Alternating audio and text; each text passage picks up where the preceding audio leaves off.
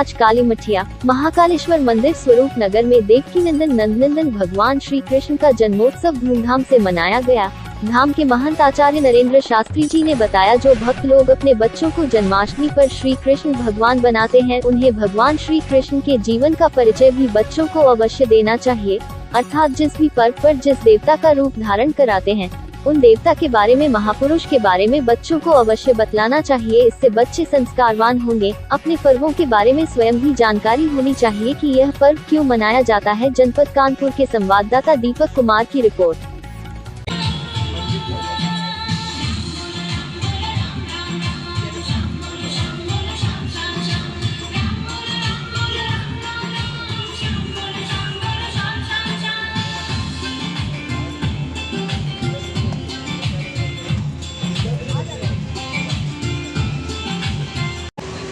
Role है महाराज जी, पहले अपना परिचय देते। आचार्य नरेंद्र शास्त्री, अध्यक्ष बाबा महाकाल सेवा समिति। महाराज जी, आज जन्माष्टमी के मौके में क्या कहना चाहेंगे आप? जन्माष्टमी के अवसर पर समस्त भारतवासियों को, सनातन धर्मियों को शुभकामनाएं देना चाहेंगे, क्योंकि विगत 2 वर्ष के बाद में 2 वर्ष ऐसे ही व्यतीत हो गए थे।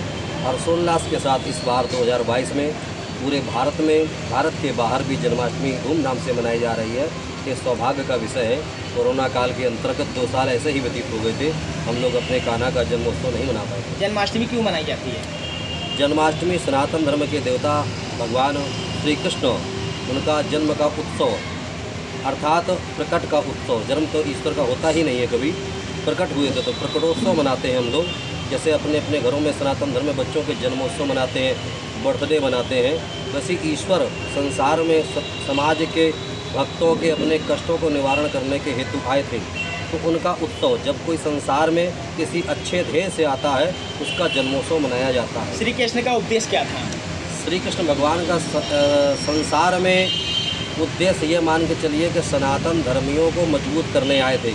जो पक्के सनातन धर्मी थे, जो धर्म को मानते थे, सही इनका जीवन था, सत्य को जो धारण करते थे, उनकी सहायतार्थ भगवान श्री कृष्ण आए थे। और अनेक पापियों का उद्धार भी उन्होंने आकर के किया। क्षेत्रवासियों को क्या संदेश देना चाहते हैं आप इसको लेकर?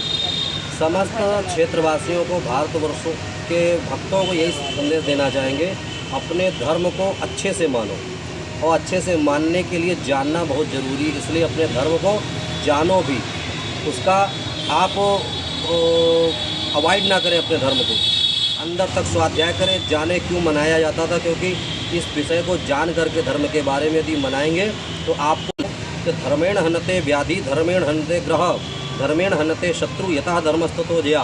जो व्यक्ति धर्म पर आरूढ़ होकर के जीवन जीता है, उसके समस्त शत्रु शांत हो जाते हैं, समस्त व्याधियाँ नष्ट हो जाती हैं, सभी ग्रह अच्छे हो जाते हैं। यथा धर्मस्ततो जया। जो धर्म अनुसार जीवन जीता है, उसकी सर्वत्र विजय होती है। सभी धर्म के लोगों के बच्चे, जिस तरीके से समाज के लोग हैं, सारे बच्चे अपने बच्चों को श्री कृष्ण मनाते हैं, उसको क्या कहना चाहेंगे? अच्छी बात है, ये झांकी का रूप है।